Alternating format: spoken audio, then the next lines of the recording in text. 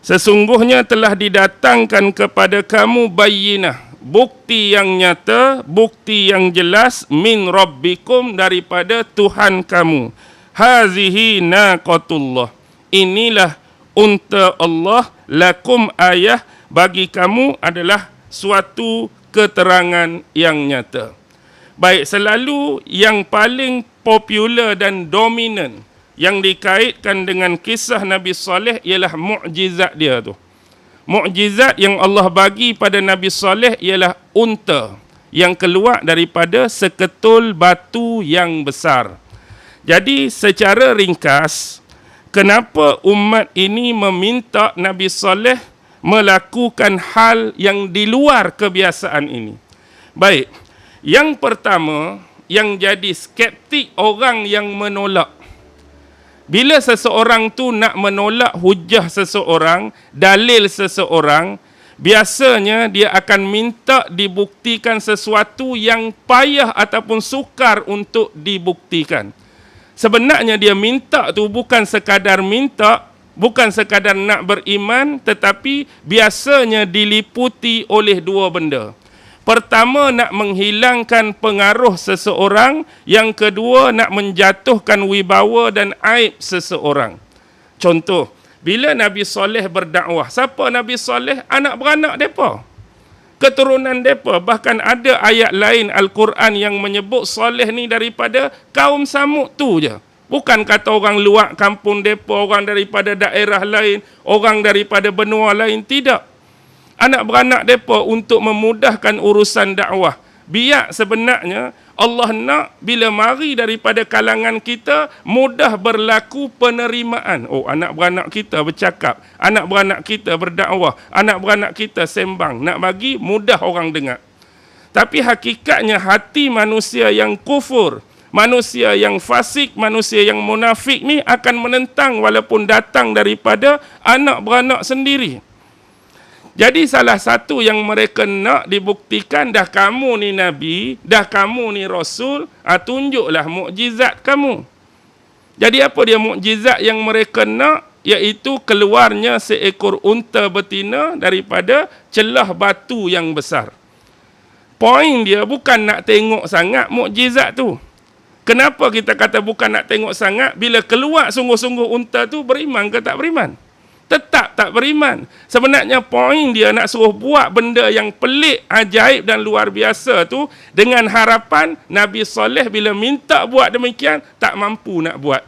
Bila tak mampu nak buat, automatik terbatal dakwaan dia Nabi. Oh, bohong, tak boleh keluar nak mengaku Nabi. Bohong, tak boleh keluar nak mengaku Rasul. Sebenarnya dua benda yang mereka nak. Pertama, nak mengurangkan pengaruh tu. Takut ramai yang ikut dakwah Nabi Saleh. Yang kedua, nak menjatuhkan. Jadi bila kata lepas ni tak keluar, try tak keluar, tak boleh pi lagu ni. Jadi ada unsur-unsur dia boleh perli, dia boleh sinis, dia boleh ejek, dia boleh kata macam-macam nak membuktikan Saleh ni seorang pembohong. Cakap saja Nabi, cakap saja Rasul, kita tunjuk mukjizat tak jadi pun. Baik, ini antara benda yang berlaku. Boleh faham lah setakat ni ya? Tak tinggi sangat dah bahasa kot tak? Okey. Bila mereka minta unta ni tuan-tuan, mereka bukan kata pilih lagu tu saja. Mereka sendiri yang pilih tempat yang istimewa. Yang mana batu ni adalah batu yang berlainan daripada batu-batu hak ada di sekitar dataran mereka tinggal tu. Jadi batu ni kalau menurut tafsir Ibnu Katsir dinamakan sebagai Al-Katibah. Batu ni nama dia Al-Katibah. Jadi mereka minta biar keluar batu tu. Biar keluar unta tu daripada batu. Bukan unta saja, bahkan ada riwayat lain dalam tafsir lain sebut, mereka nak unta yang keluar tu unta betina, lepas tu hamil 10 bulan dah. Oh, dia tambah lagi hak makin payah seolah-olah. Kalau kita bukan kata unta nak suruh hak keluar seekor hak kecil lah, kita kata apa hak kecil. Cuba ustaz buat keluar arnab seekor, hak tu pun fikir lagu mana nak keluar dah. Ni dah lah unta, dia tambah unta hak mengandung pula 10 bulan dah. Makin-makin menjadi-jadi permintaan. Tapi itulah hakikatnya, Nabi Allah Saleh ni minta perjanjian. Apa perjanjian dia? Minta berjanji dan berikrar. Kalaulah dengan izin Allah, aku ni sebagai Nabi, sebagai Rasul, sebagai utusan, apa yang aku buat tadi atas dasar permintaan kamu berjaya. Maksudnya keluar sungguh unta tu, kamu nak berjanji lagu mana dengan aku? Kamu minta keluar unta, aku buat keluar unta sungguh. Jadi dia minta dua benda. Pertama, beriman kepada Allah, tinggal berhala hak sedia ada. Berhenti sembah berhala, berhenti puja berhala, beriman kepada Allah dan ikut dakwah aku. Simple saja.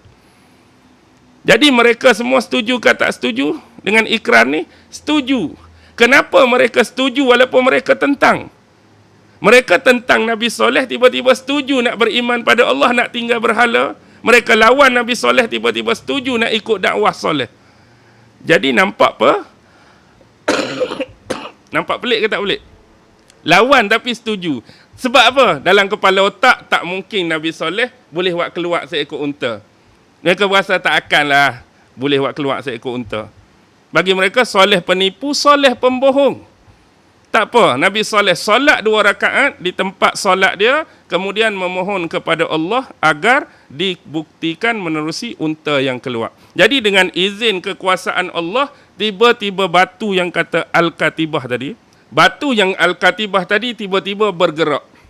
Bila bergerak, maka tiba-tiba batu tu terbelah 2. Lalu keluarlah seekor unta betina. Yang mana unta tu dah dalam keadaan kita kata mengandunglah. Di sisi 2 lambung dia tu dah nampak seolah-olah janin yang bergerak. Maksudnya hampir melahirkan dah. Jadi terbukti unta betina dah keluar, mengandung pun dia dan dalam keadaan hamil. Kalau kita ikut riwayat 10 bulan tu hampir-hampir nak beranak. Jadi bila keluar, terkejutlah. Keluar sungguh, sudahlah. Janji tadi apa kalau keluar sungguh? Janji tadi nak beriman, tinggal berhala, ikut dakwah Nabi Saleh. Jadi bukti pembohongan akan berlaku. Maksudnya tadi itu ikrar saja-saja, janji saja-saja. Walaupun demikian, dalam sejarah mengungkapkan salah seorang pembesar kaum Samud, orang besar, bangsawan, dihormati, nama dia Jundak bin Amir. Jadi Jundak bin Amir ni antara orang yang menepati janji dia. Kita berjanji dengan Soleh, kalau keluar sungguh nak buat macam ni, nak buat macam ni. Jadi bila sungguh-sungguh kita kena tepati janji kita, dia beriman sungguh dengan Nabi Soleh. Jadi dia beriman, dia ajak pengikut-pengikut yang taat dan setia kepada dia, ikut Nabi Soleh, Jundak bin Amir.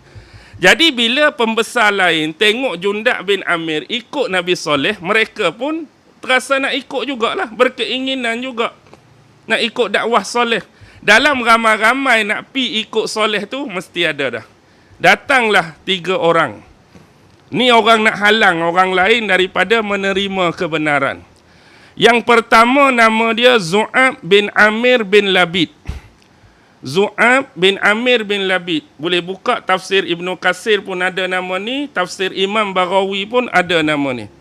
Jadi hak mari mula-mula Zu'ab bin Amir bin Labid ni, tak payahlah jadi macam Jundak bin Amir. Dia dah tertipu, dia dah terpedaya dengan dakwah Soleh. Jadi kamu hak baru nak terikut-ikut ni, tak payah ikut. Macam biasa kita sembah berhala.